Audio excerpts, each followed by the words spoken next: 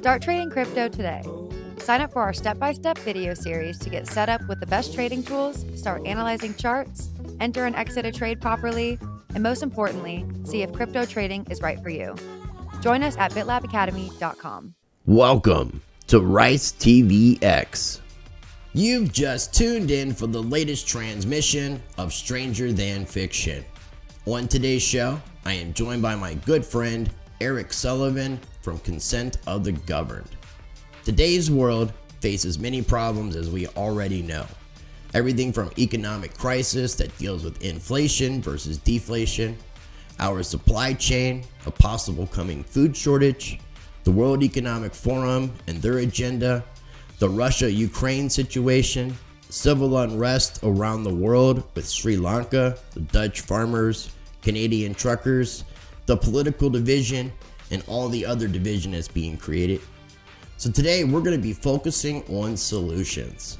Get your free half ounce of silver. Take full advantage of my partnership with Money Metals Exchange in 5 easy steps. 1. Visit moneymetals.com. 2. Be a first-time buyer. 3. Purchase a minimum of $100. 4. Use the promo code RICE. 5. Get a free half ounce of silver, and it's an additional way to support the channel.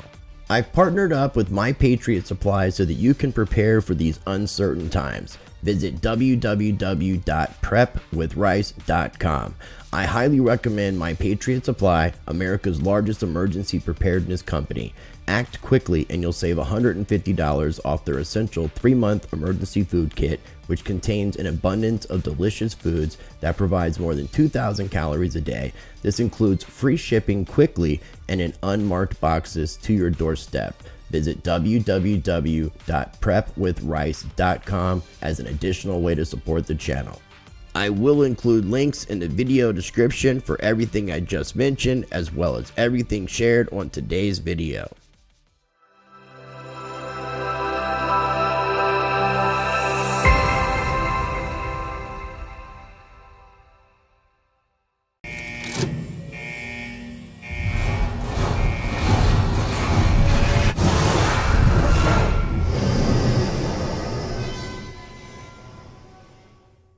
On today's episode of Stranger Than Fiction, I am joined by my good friend, Mr. Eric Sullivan. He is one half of Consent of the Governed. He has been on the show many times before, a lot more in the past. We've recently done some conversations that you can only find on Odyssey, Library, and BitChute. Yeah, those 3.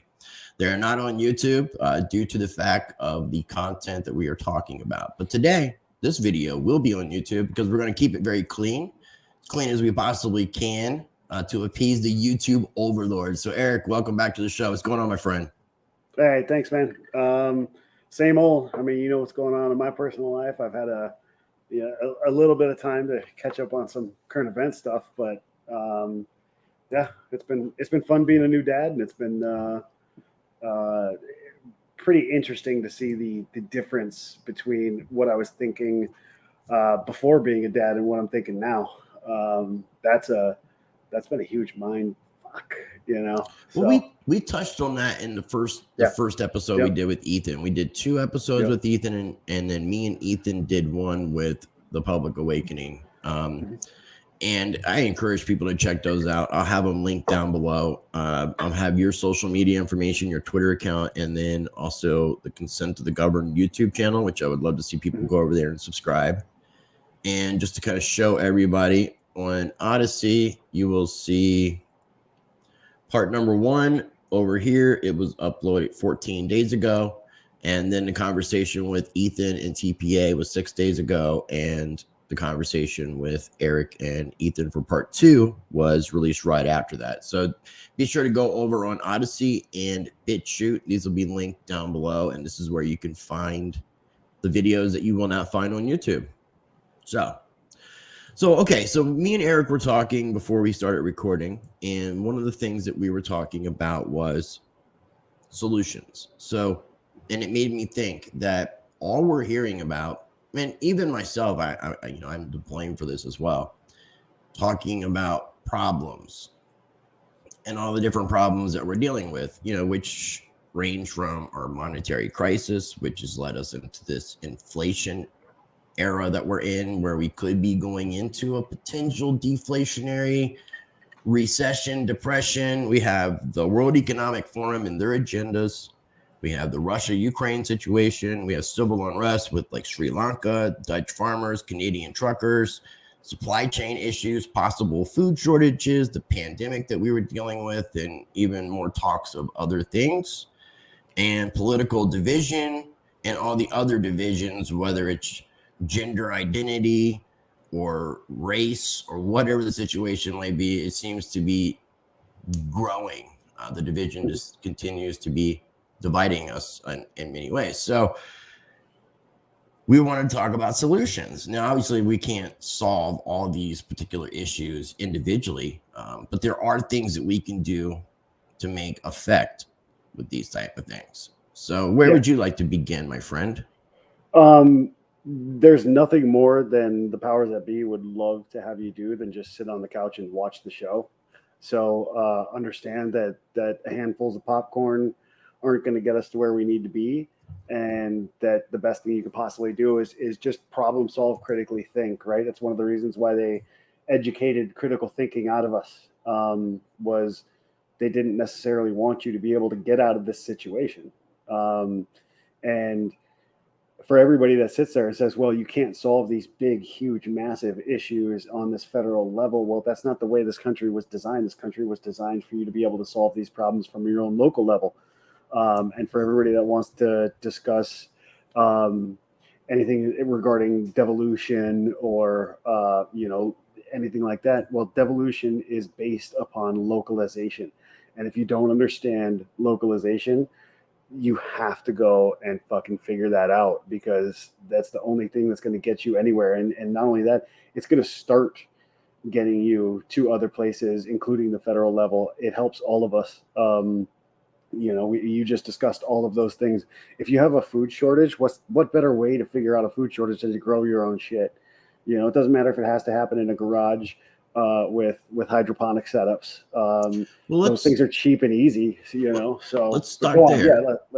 Okay. So we got supply chain issues and food shortages possibly coming. Ways that we can interconnect. There's been two things that I've talked about in the past that exist platform wise. There's a project that Ammon Bundy helped put together called peoplesrights.org.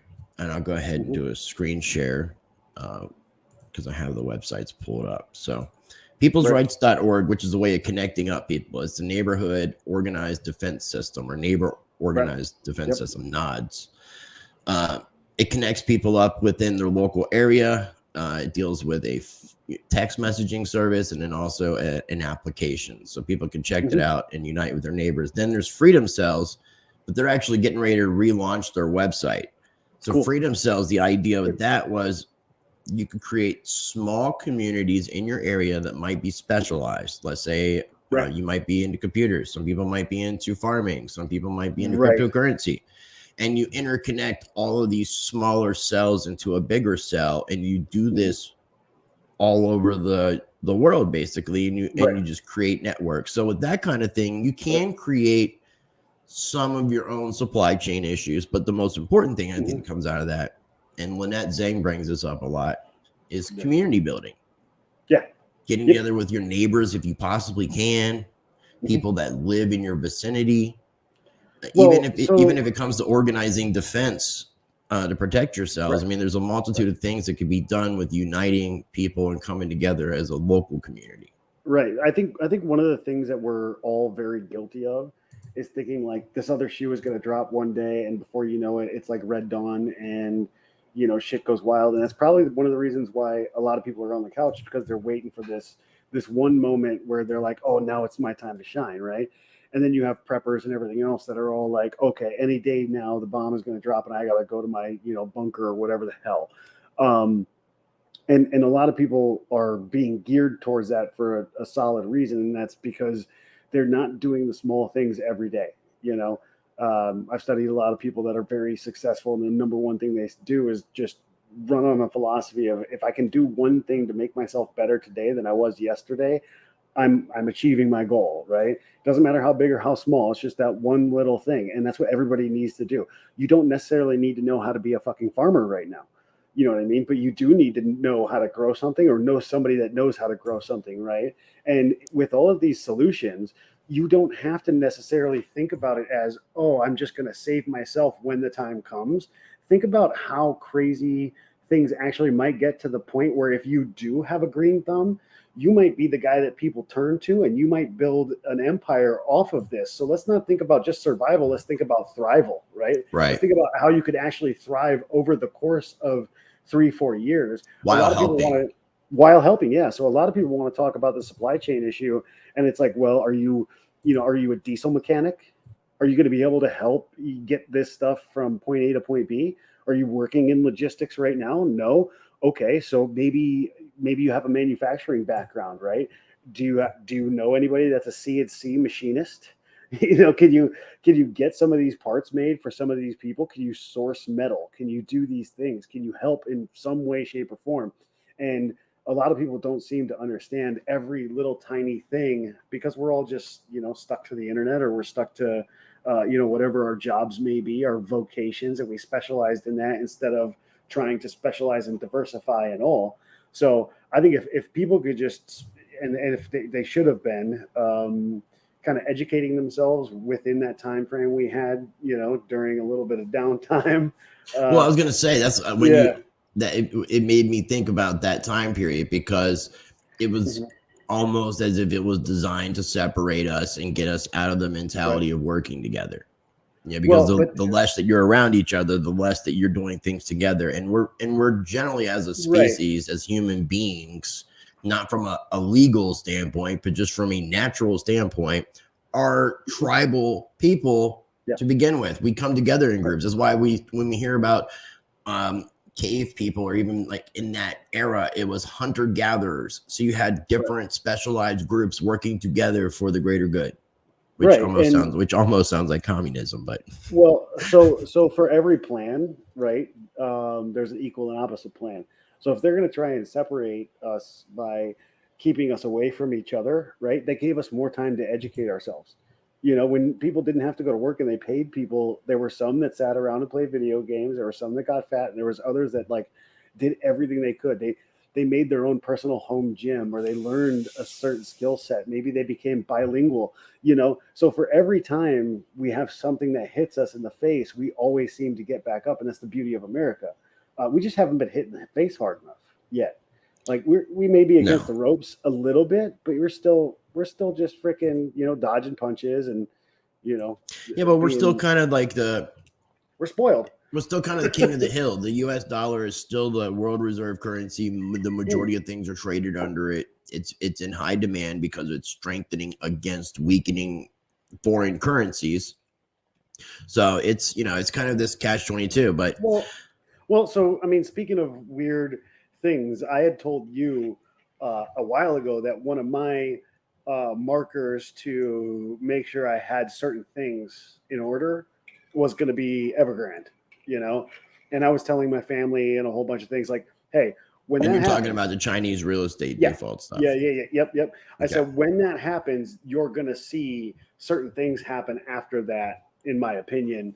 And this isn't me just going and doing a whole bunch of research on shit. Obviously, I'm listening to other people that I like to listen to, that I find not necessarily authoritative figures, but they got a little one up on me for sure. But in my research over the last, I don't know how many years, it's always easy to take the one thing that somebody says, ricochet it off my gut, and go, okay, so when that does happen, due to their plethora of investments, Belt and Road Initiative and all that jazz, you'll start to see various things fall apart. So you see the Evergrande collapse, and the first thing I thought was, well, who is going to take place in Africa? So we left.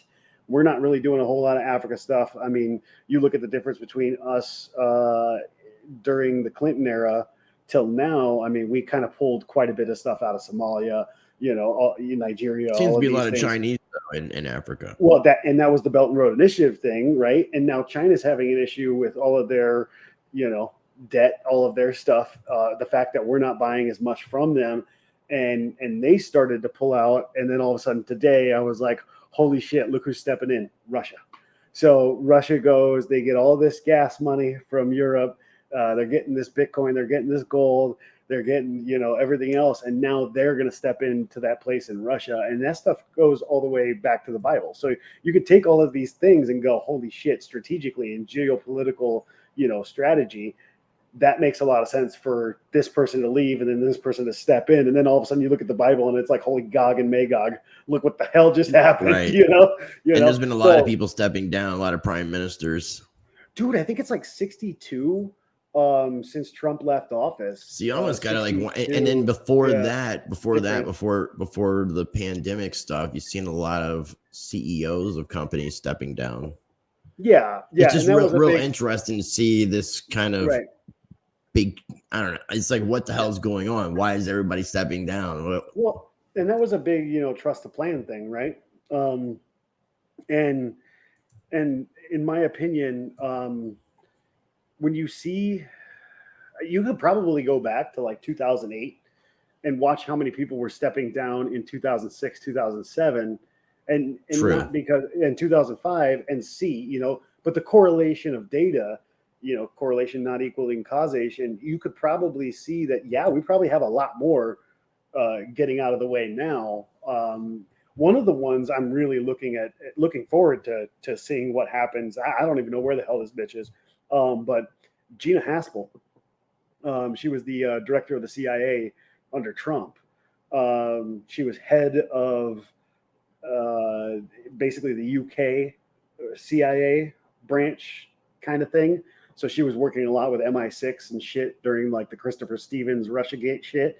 So all of a sudden she's just like gone. And then I'm getting like little tidbits of information from different drops of, people on like True Social or Telegram, things like that, where all of a sudden it's like, how the hell did Gina Haspel not only sell her house, but get rid of all of the actual data? Like, so if I sold my house to somebody, that person would have to go and get like a title, right? So it's a deed.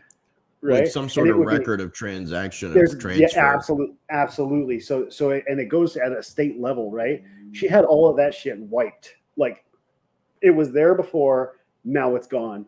And was taking advantage of your connections. Well, I mean, company perks. I don't know.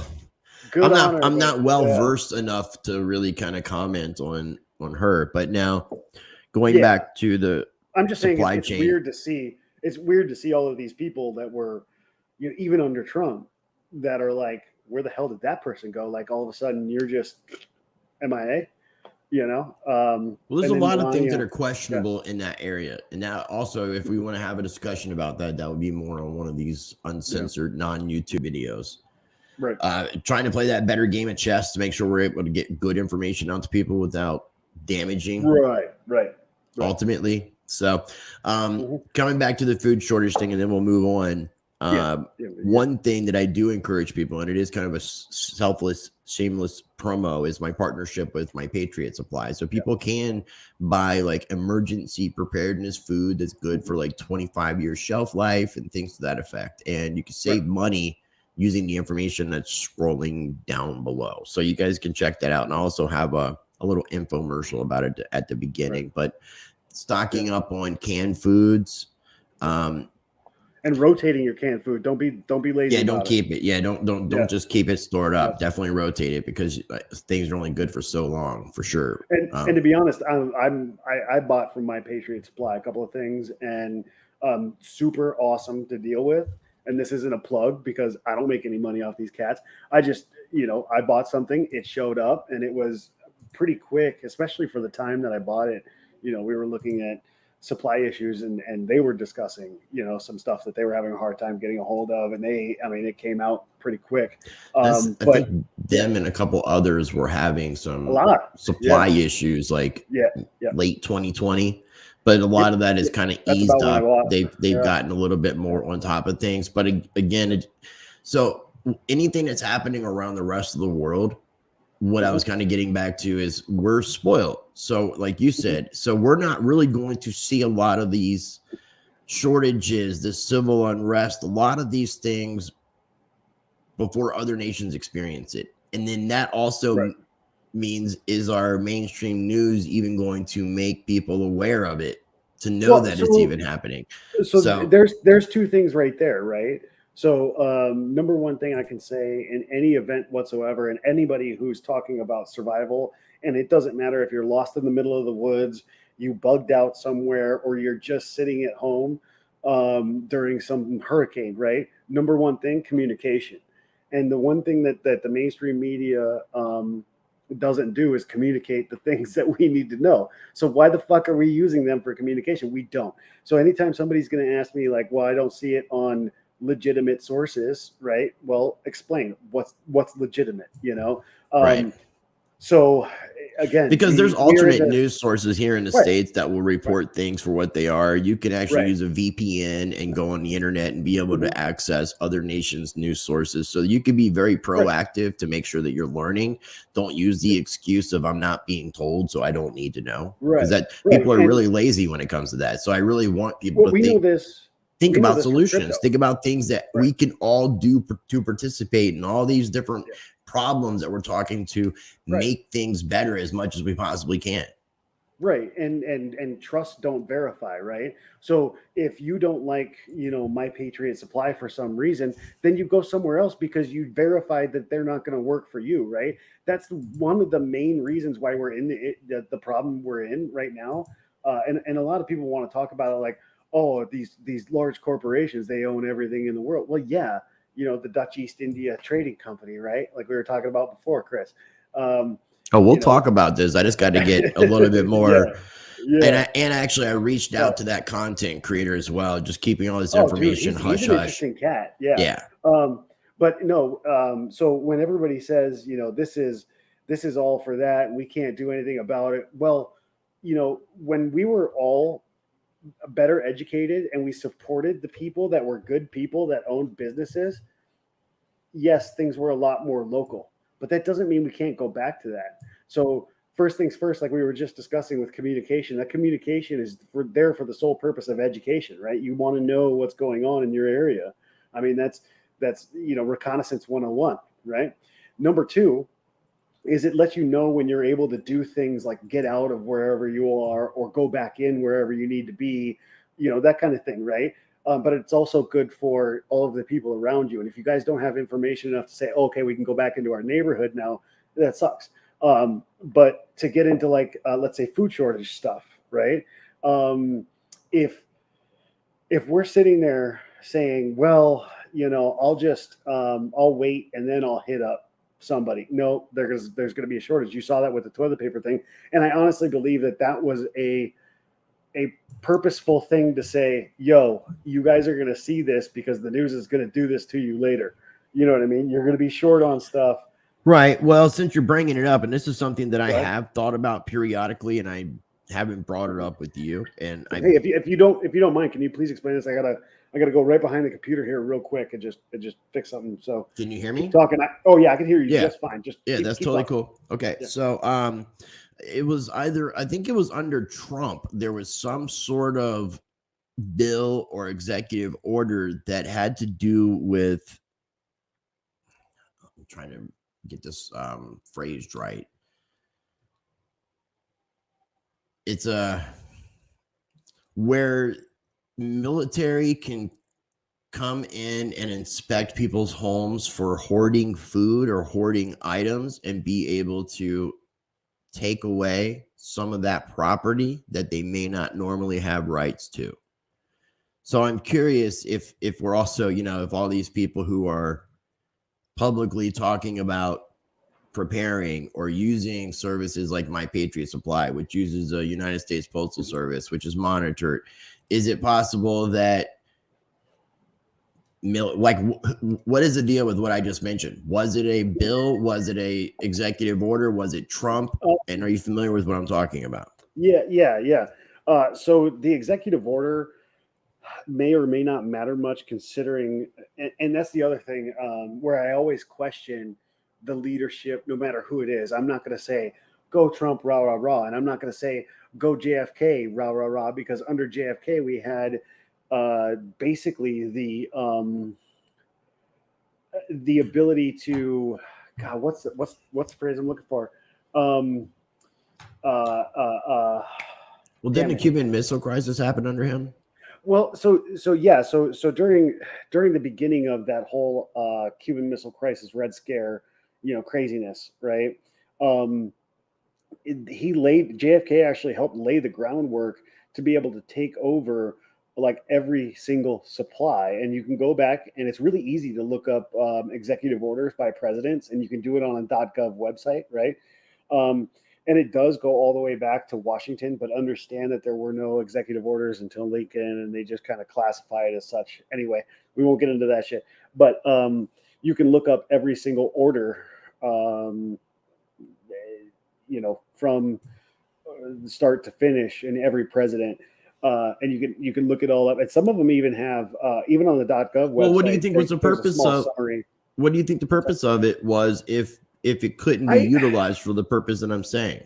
So if I was saying, oh, Trump is the savior of all and Trump is Jesus, right? I could give you the excuse that that it might have been because I do remember seeing a few things in there where they were talking about price gouging and grabbing a bunch of supplies in order to make one certain thing that might be used in the future, and then gouge the hell out of it later. So it was kind of an anti-monopoly thing on various supplies. But that's the thing, is when all of a sudden you're going against, like we discussed earlier, the Constitution. If you're going to go against the Fourth Amendment, and you're not going to get a warrant, and you're just going to go into somebody's house and steal their shit because you saw a receipt, you know what I mean? Like, then all of a sudden, well, that's a crock of shit, and you're not Jesus anymore in my eyes. If I was thinking Trump was Jesus in the first place, which he's not.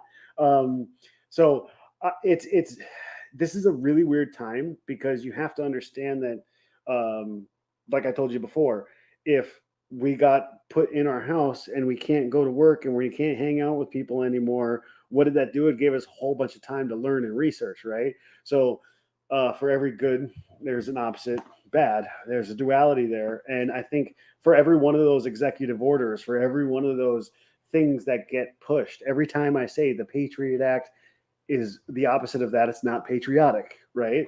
So you have to look at all of these things that in that sly, almost Faustian, exchange, devil went down to Georgia kind of thing, Right. where you got to be, your brain always has to be sitting at that crossroads. Like, well, if I ask for this, am I going to get that and then get this in return? And to be honest with you, I don't know if Trump is that dude. I don't know. I mean, he's a Jesuit, so he could be I'm that just guy very that's apolitical when it comes to it. I'm not pro or right, against. So right. I think we've done a pretty good job though of covering, some solutions when it comes to the supply chain and food shortages. And I'll have links for everything we talked about. Yeah, and understand that when it comes to supply chain, the only thing that saves you is localization. And I'll finish with this one more thing. When it comes to food shortages, the same kind of goes. You just have to know where everything comes from. So start trying to, like, even if you live in a big city, go to restaurants, and when they see at the bottom where it says like, oh, this meat is from this local resource, go talk to that resource. Same way as I say, go talk to a sheriff. Well, you can Just buy go in. locally. You can go to your local butchers. Right. You can go to farmers markets if you have them available But you in don't your know, area. but you don't know where they're sourced from. So if it says like the name of the farm, go to that farm and see how big it is. Like, is it going to be able to support 2,000 people? Is it going to be able to support 3,000? Do you even know how much a cow can support over the course of a year? That kind of thing. So, and we're not talking restaurants. We're talking all those things. So, and I know it's another subject, but when you mention cows, I've been hearing so much issues about problems with weather, heat, supplies. And no, I've been hearing about Texas is in dire conditions when it comes to their farming. People's crops aren't growing. They don't have the hay to feed, to barrel up to feed the cows. Some people are selling cows to get rid of them before they die. A lot of people will say that, but that's probably the only thing you're going to hear. The majority of it has to do, and trust me, I'm a farmer.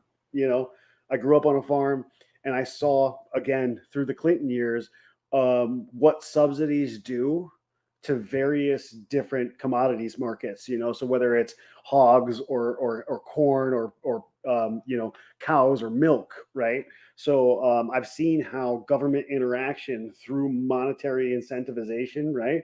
They're going to incentivize a whole bunch of farmers to just not farm something, drives the price of corn up, right?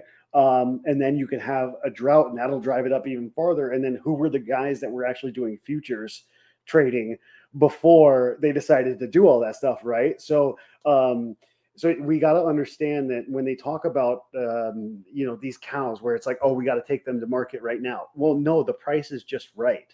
It's not about them dying and there's going to be this drought and everything else. No, these guys in Texas have lived. I mean, the fucking Dust Bowl was Oklahoma. That's right above Texas, and it had a whole lot to do with several Texas. States, and I can't remember the states. I've heard this from Yeah. different Dude, YouTubers that are Right. farmers that are talking about these kind of issues, like where they're trying to drive the price. I don't know if they're just trying to drive the price of beef up, and Yes. which we also have inflation going on too. I So was it's gonna like bring that it's up. like a double whammy. So that kind of takes us Well, into the money stuff, covers, though. So okay, so yeah, we can roll right into the money stuff.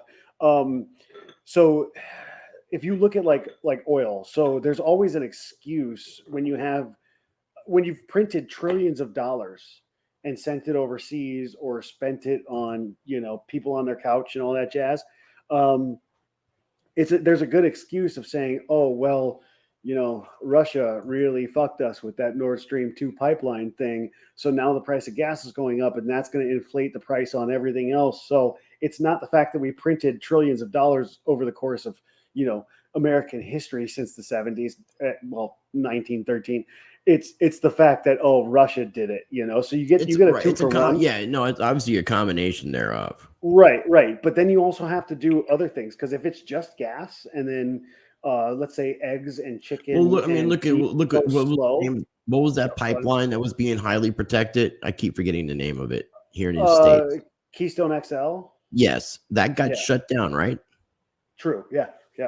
And then pretty much what was equivalent to it in Russia got passed through, and we were helping to fund it. Nord Stream 2, yeah. Nord Stream 1 popped back up. And just recently, we have some reserve oil that is like top of the line oil being sold to China. Yeah. And about a third of our reserve supply has been sold to other nations, including mainly China. Yeah. So what's up with that? Well, so we have untold amounts of like underground. And I'm not sure if the YouTube overlords are really going to like this, but I'm going to attempt to see what the hell happens, because I'm sticking with what I said at the beginning of the video. Let's just try our best to tread on safer waters. Well, so let's be like Jesus and speak in parables in public. There it is. So we've had a lot of underground like reserves. You don't keep your oil reserves above ground. Like, that'd be a horrible thing, because that'd be the first thing somebody hits. You know what I mean? If it was all out nuclear war, we know this from the Red Scare, which we discussed, didn't discuss, but brought up earlier. So we've had all of these reserves and plenty of reserves. And I don't know if you guys have seen the one aquifer of, it's not really an aquifer, it's not really a vein either. I can't remember what's a deposit of oil right in Texas that would feed our supply at our height, our necessary supply. It would feed us for 200 years. Just this one in North Texas. Right. Yeah. And you would think we would utilize our own resources for our own nation so that we could not have the price of oil that we have currently because of what's happening on the geopolitical stage. But again, this is all by design. Well, but this is something that politicians could easily solve if the people put pressure on the people that they're supposed to be voting for, because these are supposed to be public servants who are supposed to be working for the people. Okay, so you just brought up a very interesting word, pressure, right? So anytime you have a state politician that wants to do something and go fix something, there ends up being the federal politician pressure. So they're all at the same dance. They're all at the same little parties. They're doing their own thing. And one gets pressure from another. They all want to move up the ranks and blah, blah, blah. Right. So then you have all of these cats at the federal level giving pressure all the way down to the local level. And one of the main things that happens is, no, Texas, you can't feed America oil because we won't let you.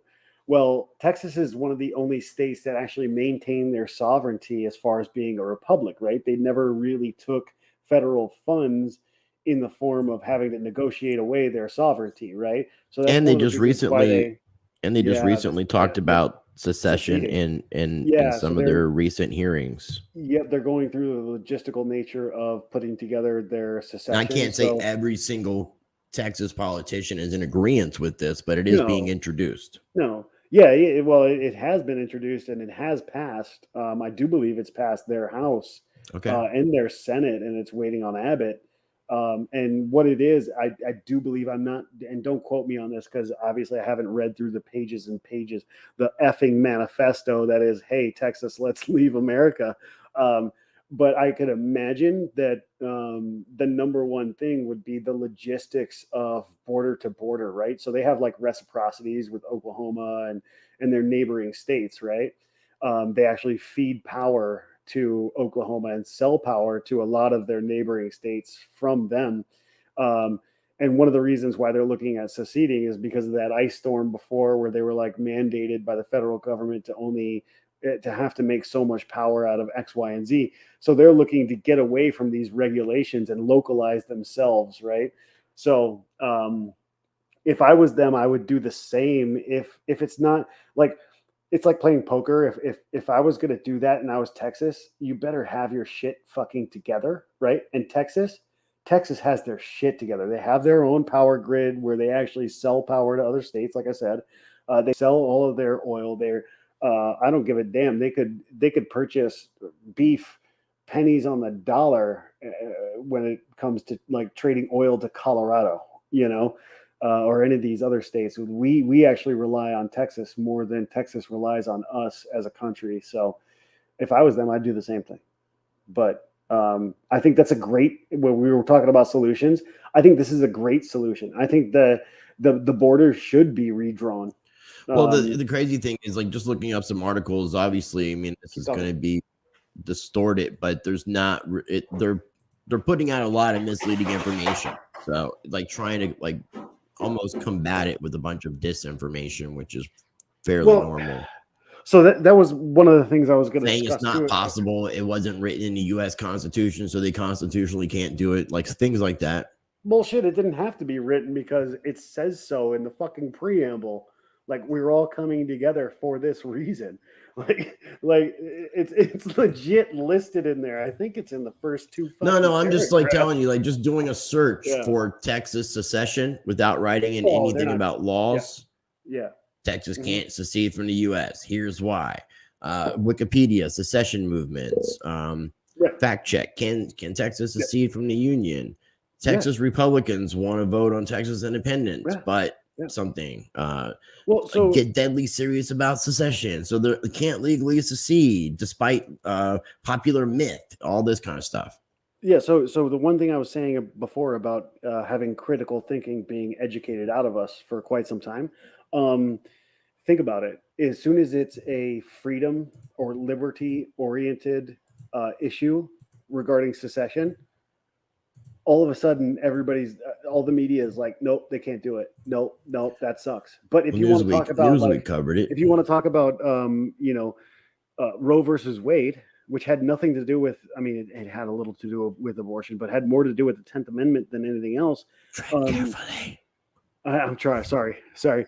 Now all of a sudden you're talking about like, rights, and during Trump's whole 4 years they were discussing secession. Like right, but it's states' rights is the thing here, and you're not, and that's the thing that nobody is talking about with the argument with that case that the Supreme Court overturned is besides the issue, take the issue out. It's taking the federal government out of control and putting the control back into the states, which is how I understood that the founding fathers wanted this country to be, which was a republic. Right. So that's how we were started. And I don't know how many times I have to state it to people. When you discuss the federal government, they only had two jobs: protecting property rights of people, which includes all other rights, everything that's listed in that damn Bill of Rights, right?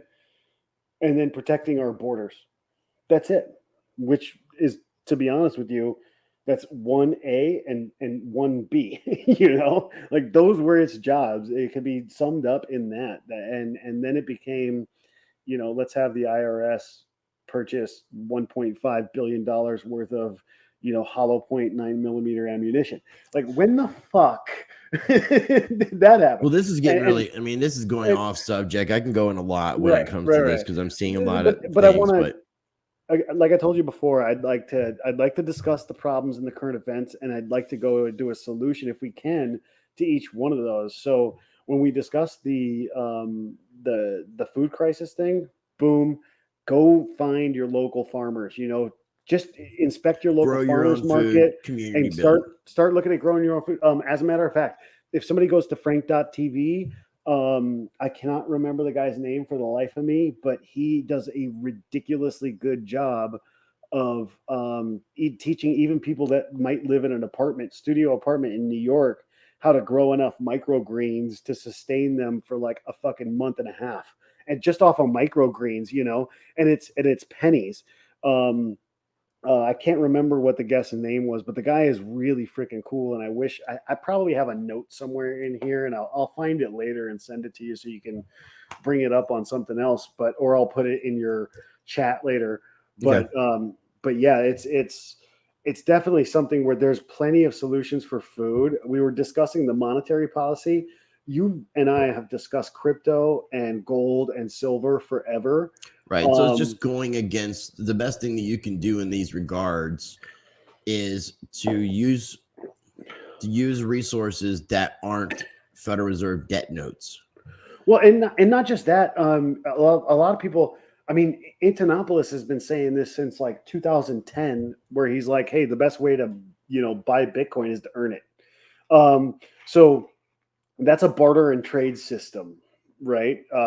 Because at the time, Bitcoin wasn't considered currency. So I'm not saying still that not. everybody It's needs considered to a commodity. Technically, they consider it a commodity, but somebody could have a part-time job and offer or have an online business and allow for payment to be done in cryptocurrencies and kind of create a savings account. Right. Yeah. And the number one thing I want to preach on this whole thing, if I was to be on a soapbox preaching, is critical fucking thinking. If you see a problem, not just at a federal level, but at your local level, and you can't go out there and immediately solve that problem, like if you have the answer, go out there and fucking solve it, right?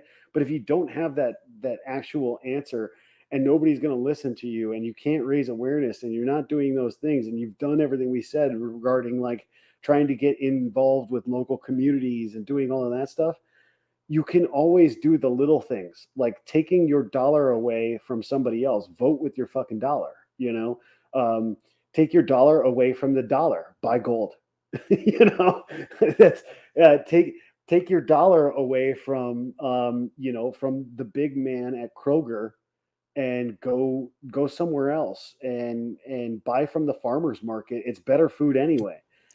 Yeah, well, if you want to preserve your wealth, let's just say you have $10,000 in a bank account right now.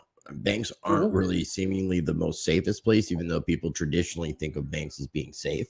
And you're losing money and you're losing purchasing power on all of your savings based on this inflation, which is getting more and more out of hand. We've just seen the CPI numbers come in at 9.1, which is like the highest since late 70s, early 80s. So having that $10,000 in gold or silver is going to preserve that. And actually, in this particular instance, based off the charts and history, it would be gold, because gold is the one commodity that's held most of its value since the beginning of this year. So if you would have had that $10,000 in gold, you would have maintained all of your dollars, your purchasing power. Right. Ultimately. And so a lot of people say, buy property, right? Well, you should buy property with a purpose. Don't buy property because it's just a piece of land somewhere because somebody told you that they're not going to make any more land. No, you have to buy property with a purpose. And the right And I, time, though, not when the markets are high right, like they are now. right.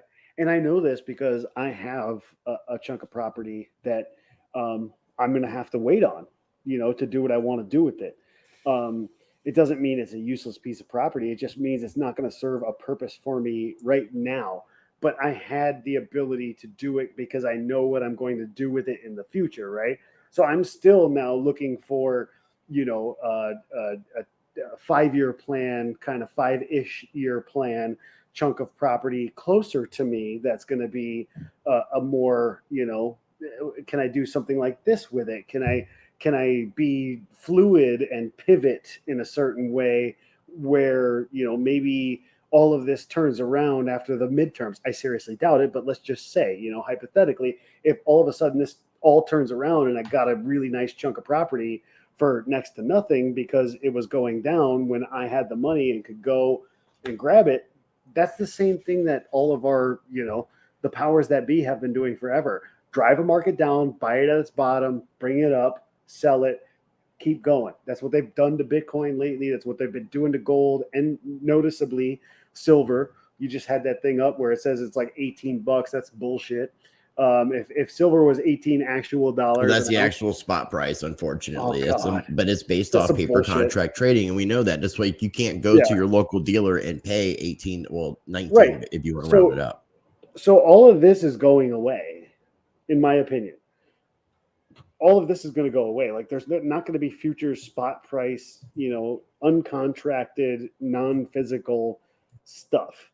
And the reason why I say that is because if you have a Nixon taking you off a gold standard, you can damn sure have a somebody else put you back on it. You know what I mean? So right, but we can also and we can also have situations if we get into an economic crisis that's worsening than where we are now, and we actually go into a depressionary situation that was on par or worse than the Great Depression. During the Great Depression, they confiscated gold. And that is possible. If you've seen the numbers right now, where they were talking about, Great Recession 2008, this is worse. This is actually worse. And the only thing that covered it up was the sickness, and having all of that stuff done. They magic all the money printing. So in 2019 we had an inverted yield curve. And it always signals a recession. Now, with what happened in March and all the news, I wasn't thinking so much about the inverted yield curve. And we actually did experience a recession in 2020. Mm-hmm. It's just we didn't feel it because of all the money printing. Now we're feeling all the inflation. Now, the ultimately, and I thought that was genius. It was the central banks that caused this. The Federal Reserve are definitely at fault for this. Well, but it should have happened a long time ago, and we've talked about this for a while. And we all know the problem, right? The problem is printing. The problem is manipulation. The problem is all that jazz, right? And discussing the solutions to this, Ron Paul was always talking audit the Fed, audit the Fed, audit the Fed, right? Never fucking happened. Ain't gonna happen. It will die, and they will all commit suicide before they ever audit it and become, fully accountable for what they've done. Right. It will just go by the wayside. There will never be an audit, right? So that's a very unrealistic thing. Well, something like that. Some people could lose trust in the Federal Reserve and call for it, and it could be some political pressure based off of elections. Well, no, I'm not saying that you can't give pressure towards that situation. I'm just saying, in the eyes of the grand public, you have people on the other side that are saying, hey, forgive my student loans, when they don't seem to realize that your student loan is the largest asset that America holds, backing up all of the money they were printing. And that's your dumb ass, not you, Rice, but all of these college kids that are like, hey, you should just forgive my loan, right? You can't forgive America's largest asset, which is a debt. That'd be like us saying, hey, Federal Reserve, why don't you just forgive the $30 trillion we've printed out since 1913? Could you do that? And then all of a sudden, the rest of the world, we all go bankrupt and all that stuff. That's why you're seeing the rest of the world go bankrupt first, and then we'll go and do that. If we're talking about a grand plan that might turn out for the best for all of us. That Nasara Jacera shit, Don't do it. That shit is designed to keep you sitting on your couch and not fucking seeing the better picture, which is we are sitting in the greatest wealth transfer in the history of fucking man. You should be able to, if you're going to talk about monetary policies, your personal monetary policy at home should be get my food and shit set up so nobody has to worry about feeding me. And then maybe I can worry about feeding somebody else, right? Then the monetary policy is diversify everything. Gold, silver, cash, sitting in a fucking safe, burnable. Like you get 8-hour burn rate on that safe. Get all that stuff there. Get it into the hands of some other family that are close to, maybe you have to hang on to some other stuff like that. I mean, it's a good idea to have all that shit ready anyway. Get those things there. Tradable commodities, Bic fucking lighters. There's a shortage of them in Colorado. Last time I talked to Tom, he couldn't get some. Bic lighter shortage in Colorado, lighters, dude. They could not. Yeah, I mean, I've talked about bartering items. I mean, bartering items. Just if shit hit the fan, like really truly hit the fan, and the bartering would come into play. And we've seen the importance of things like toilet paper, obviously medicines, alcohol. But bullets. People don't seem to understand that these are things that hold their value, whether the economy is going up or down, and your dollar is losing value every day. So if you buy it today, it's worth more tomorrow, and that goes for fucking vodka. So anything that's usable by people that's going to have any sort of supply and demand. Well, and what's really funny about that, because I've thought about this, is I've been locked up in jail before. Dude, and toilet vodka is fucking legit. Well, I'm not talking about jail alcohol. I'm just talking about the jail commerce system. Like where stamps are money and things like that. Like food has like real value, and you could trade for these kind of things. So in a way, it's like everybody's going to be in the prison, and we're going to be coming up with these alternate means of trading and bartering to be able to get the things that we need, whether it's our skills or physical items. That's why investing in yourself, like you mentioned earlier, learning a skill, things like that, or even expounding upon the skills that you currently have, those are bartering items as well. Your own time and labor. Yeah, and that's why I was discussing the idea of critical thinking. You should be able to sit in this situation right now and understand that what is another thing that that inflation does. So instead of raising taxes, all you have to do it's like a hidden tax. Well, no, but think about what it does every single year. So if a company wants to keep their employees, they raise their pay if they can, right? Cost of living. Inflation. Yeah. Cost of living, right? So if inflation came out and it was over 9, it's 9.1, right? Well, they're supposed to match that at least every year, so they have to pay more money for that, right? So it comes out of their pocket, okay? Now it goes into your pocket.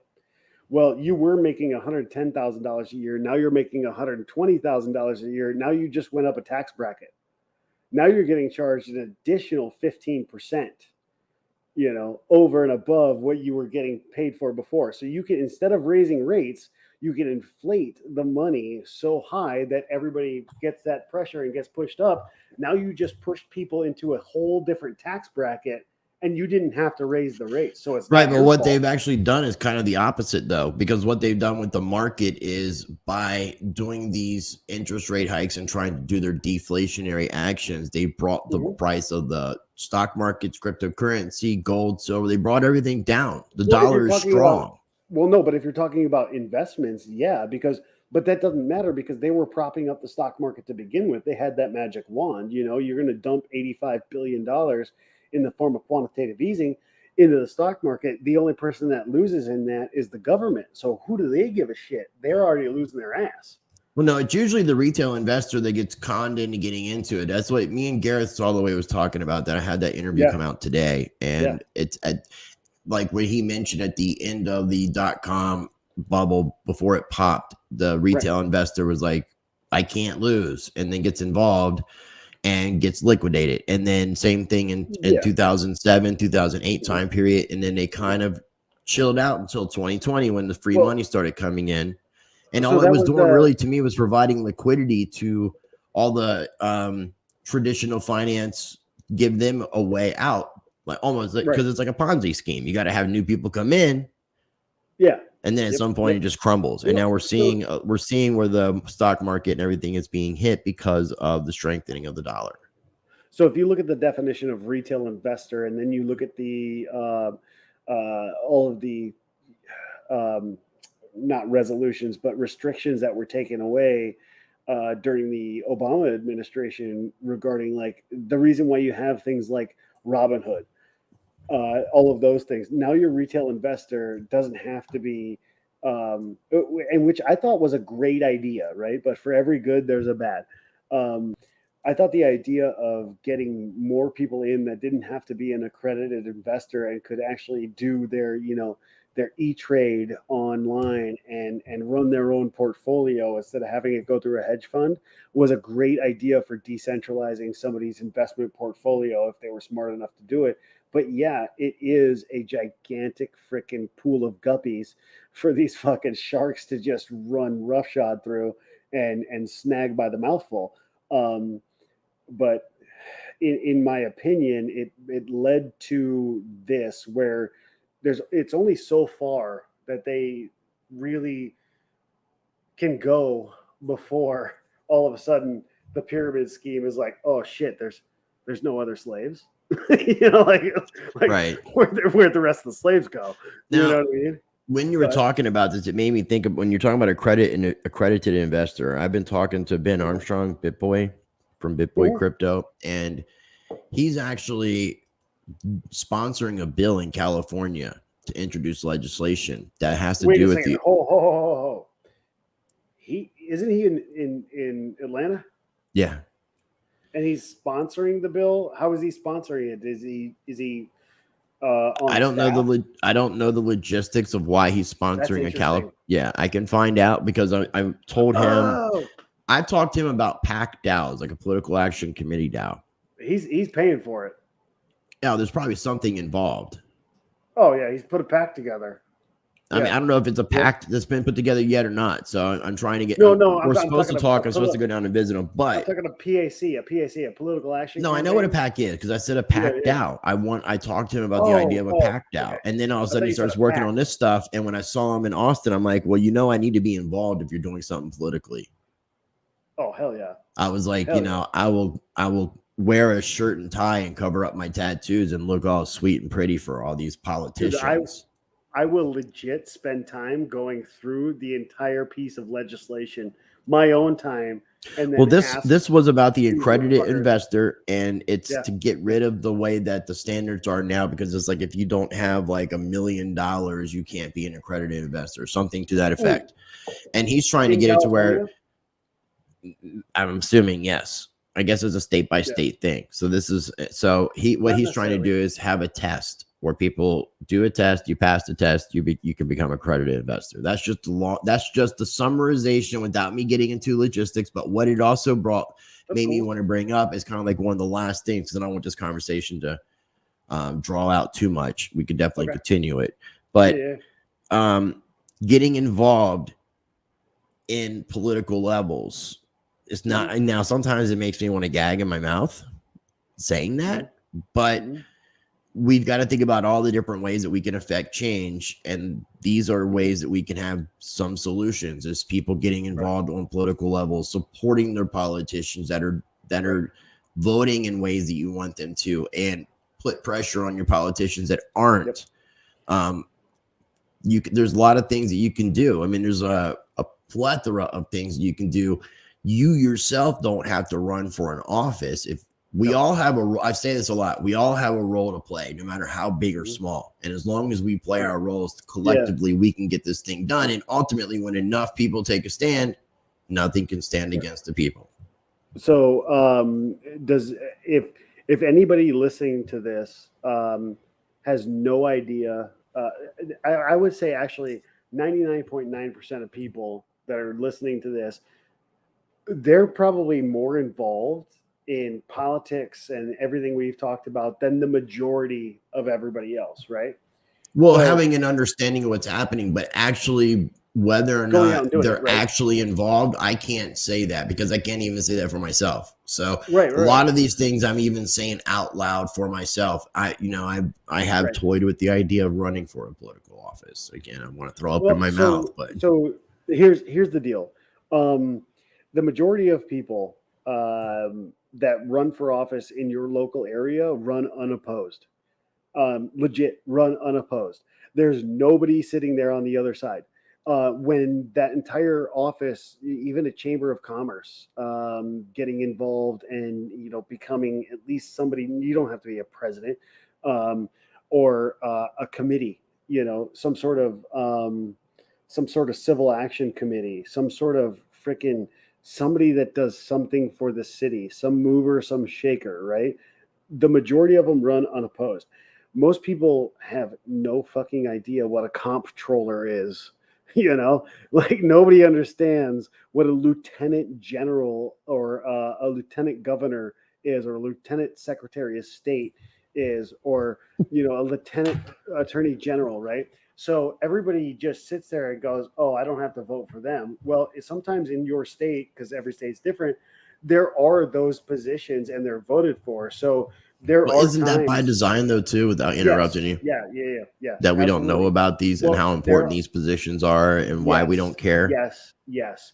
There are a multitude of people that are putting together different things. Some people like her, some people don't. But I think Tori Maras has done a fabulous job of grassroots level involvement.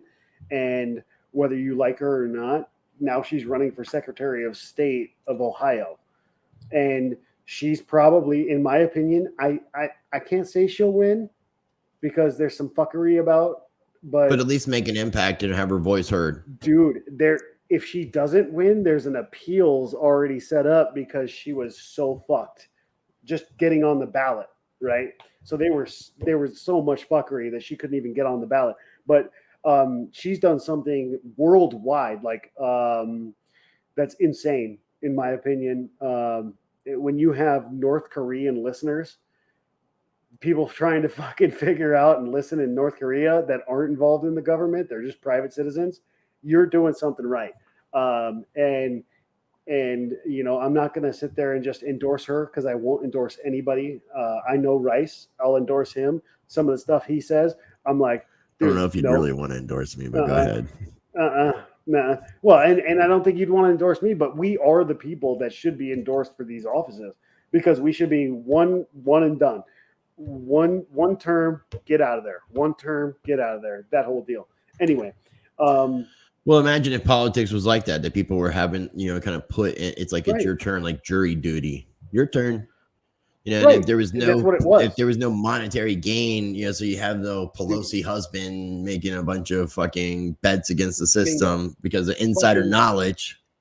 bingo. Yeah, and then it's So, like some people are like, why would you want to disincentivize them? Because then they may not want to do things and blah blah blah. But why would you want to allow for them to do what they're doing? So it's just like this. It's a crazy situation, and there's a lot more obviously that we could discuss. But I think everybody talked the about political Jimmy stuff Carter. getting involved a little bit in some level. I mean, I'm not saying do a John McAfee and Adam Kokesh and run for president. I'm not saying do an Ammon Bundy and run for governor of a state. No, but you can make impact. Like, think about this logically, and I said it before about the states' rights things. Can you make more of an impact locally in your area or on a national stage? So I had a 20, I think it was 28-year-old black man. He was going around door to door in my local area, and I wanted to have a conversation with him because he was hanging up a bunch of signs and doing all that jazz. And I don't vote. And I told him this right off the bat. I said, "So who are you going for? Like, what are you doing?" He goes, "X, Y, and Z. I'm running for mayor." I said, "Oh shit, what are you running for? Like, what's your freaking What's your platform, dude?" No, well, what are you really running on? What's the big thing you're running on where you think you're gonna win? What is that number one right now? And he told me, and I said, "Holy shit, right the fuck on, man. I don't vote." Told him straight to his face. I said, I don't vote, but if I did, I'd vote for you. And he goes, why don't you vote? I said, because if it mattered, I would do it. It doesn't. I'm sorry. And he goes, well, I'm going to be here. And it was the first fucking time I've ever had my like teeth shoved to the back of my throat, you know, in a conversation, and was sitting there going like, holy shit, I might actually sign up to vote for this guy right here. He actually won. So now in a southern city, in a very Republican area, we have a 20-something-year-old black man as a mayor of our little city. And his platform was legit, and he answered all of my questions. And I said, okay, so even though I don't vote, I just want you to know that if you lied straight to my face right now and you did something other than what you said on your platform, I'm coming for you. And he just goes, I hope you would. And I said, and that's why you would get my vote if I voted. So we have But to. if you didn't vote, you don't have a right to go after the guy for one. But does that bullshit. make Nope, does that ultimately make you change your mind about this though? Do you feel like you should vote when you realize that it could make a difference? All right. So how much time do you have? Because if you got another half hour, I want to have a cigarette and take a small break, and then I will go into. I was gonna say 10 minutes, 15 minutes, maybe max. All right. Give me a minute.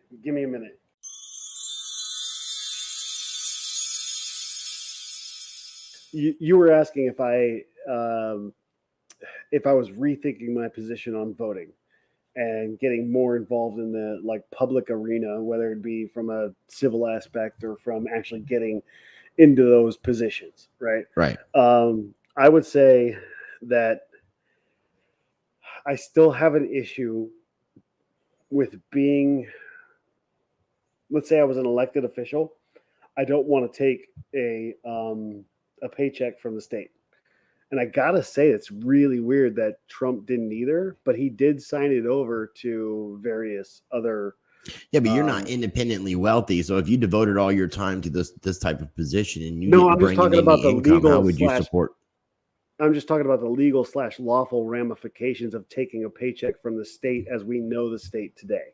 Okay. Right? It implies a various number of things that you have to do.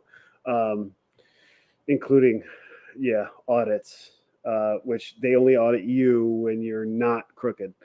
So that's one thing. So I don't know if I would ever take a red cent. I might take the position, but I'd never take a dollar from them.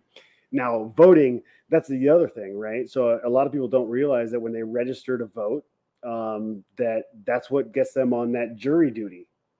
That's how you get put into jury duty. It's the only way in almost every state. I've never, because I don't register to vote, I've never been in part of a jury.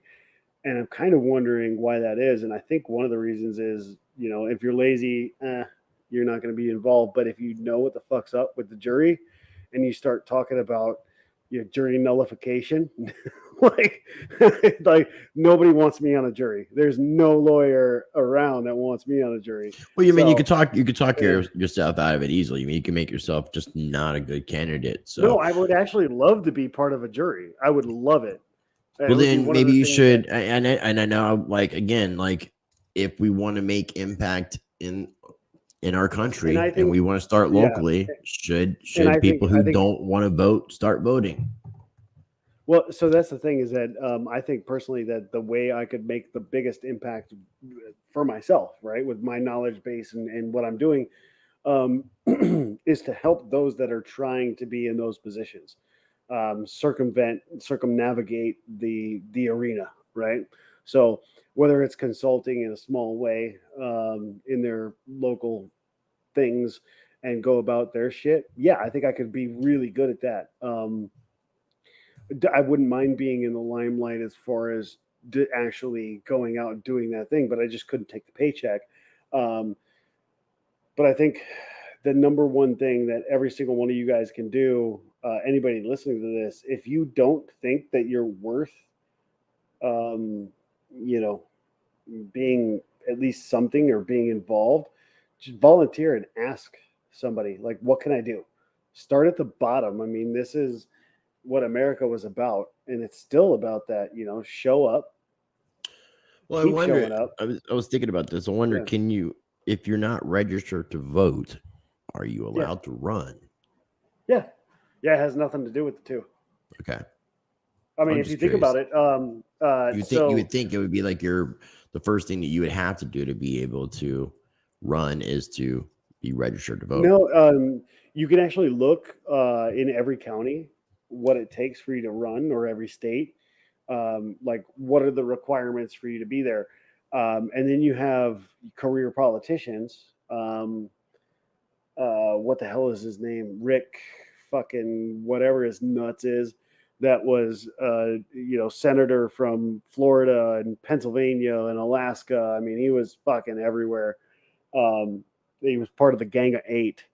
And this douchebag, was a Republican. He's just spewing off at the mouth like, "Oh, I'm conservative values," and blah blah blah. I think he even tried to go for the presidency at one point in time, and it was like, dude, you live in like 9 different states. How does anybody take you seriously? And he's like, well, I live in 9 different states, so I can at least still be a senator.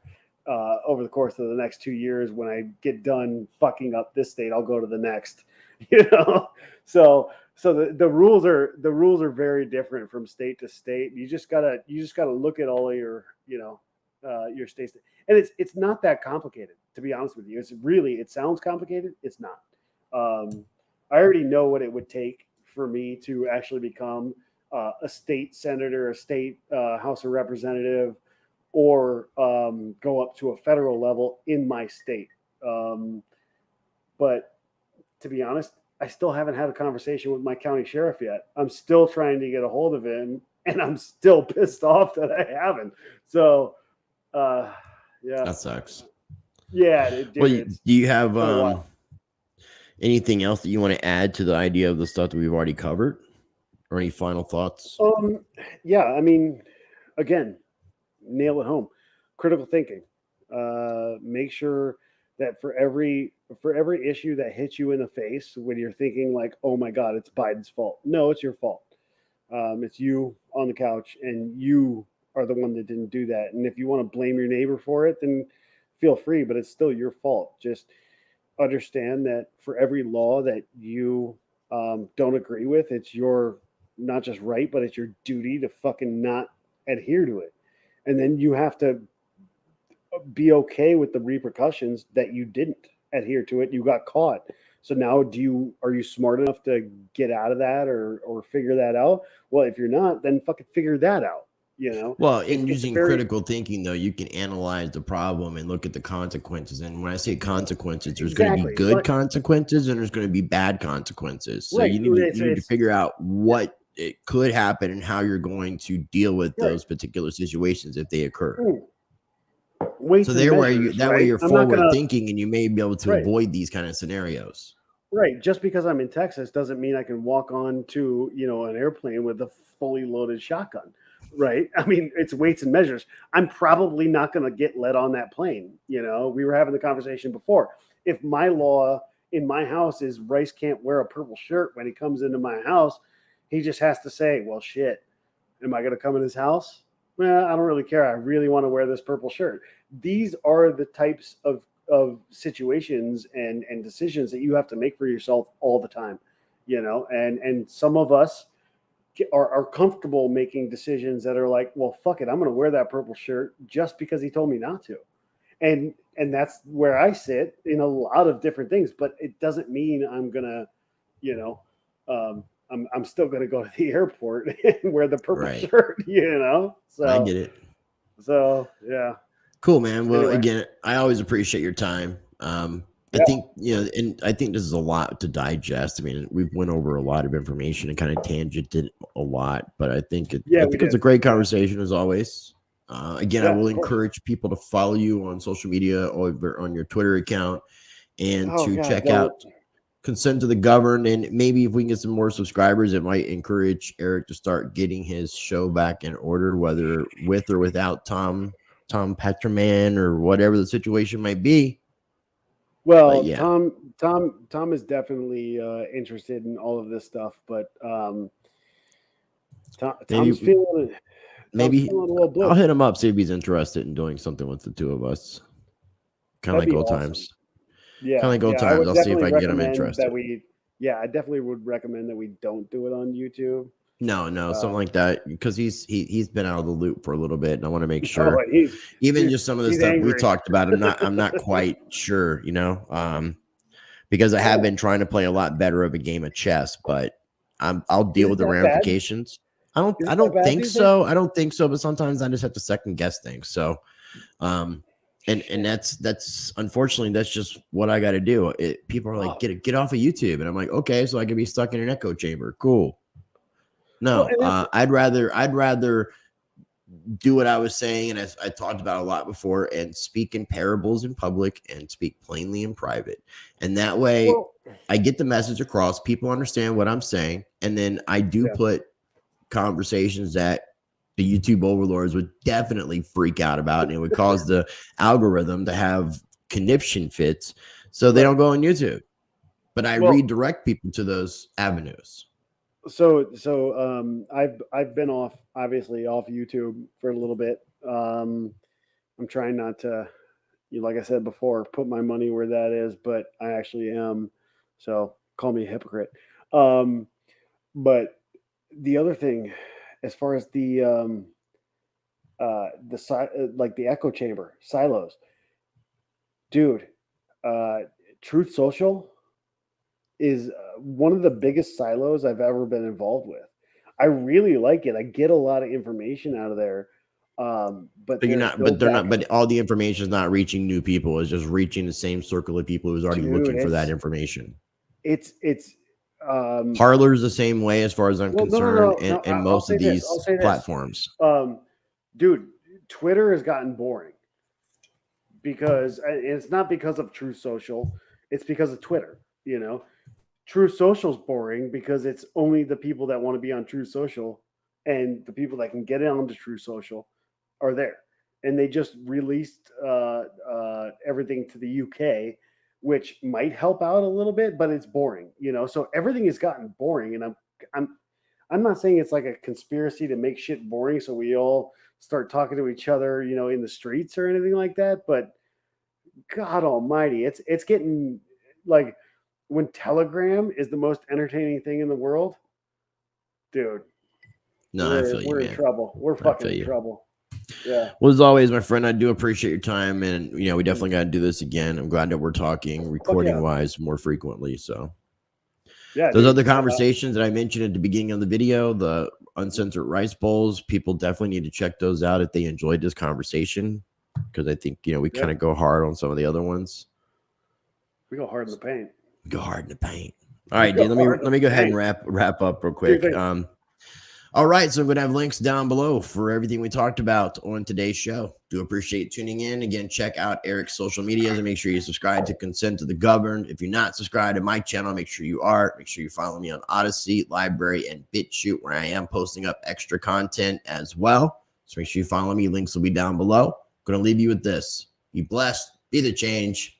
Practice change.